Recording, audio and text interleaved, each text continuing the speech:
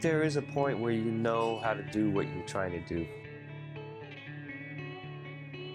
If you do something for a certain amount of hours, you'll know how to do it. But with surfing, I've done that many hours of surfing to be an expert at it. But that doesn't mean that I'm not learning. As far as staying fresh, I think it's also a good thing to keep going surfing when you get after a certain age. And having the right board to get the most out of your surf is really important, and sometimes the waves may be really good for a certain kind of board, and it just make all the difference.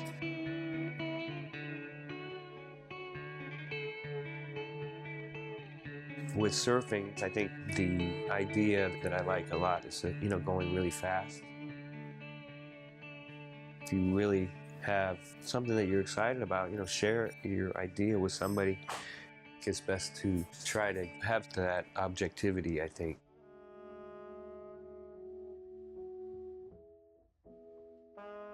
The first time I came here was in 1980 for the World Championships, and it was a very good impression. It was really good all day and offshore. As I was taking some time off tour, I ended up spending that time in France and surfing more all year round. The thing about the winters here is that you could be really lucky and have offshore winds and good waves, but you can also have no surfing conditions at all, and generally you're limited in the amount of spots that are good, but there's some waves that are really good beach breaks. As a visitor, you see different places, the change in culture, there's a different language, and there's the different kinds of customs. So I have a lot of memories from here, and over time you catch up with these people that I found to be great friends, and so that makes it really special.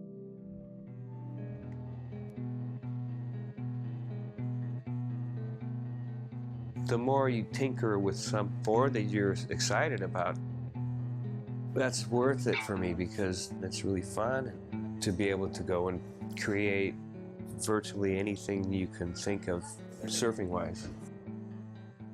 And I don't feel uncomfortable about it.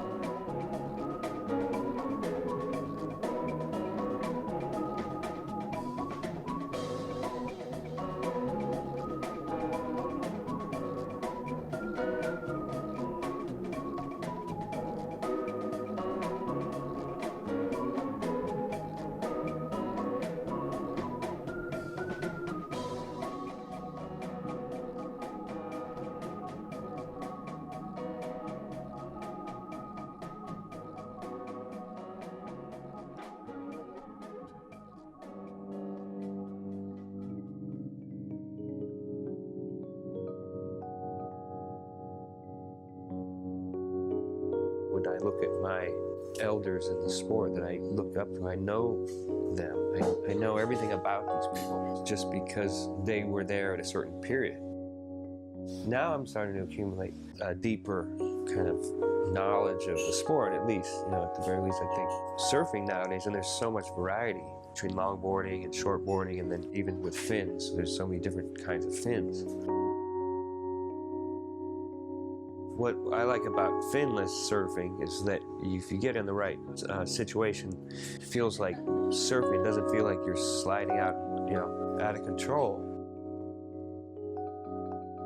As far as doing tricks, I don't have much interest in doing that unless it happens, if like everything kind of happens. And the amount of times when you feel like everything's working are a lot less than on a normal three-fin board, I suppose. I'm not an expert at it, but I'm getting closer, so that for me is really, rewarding.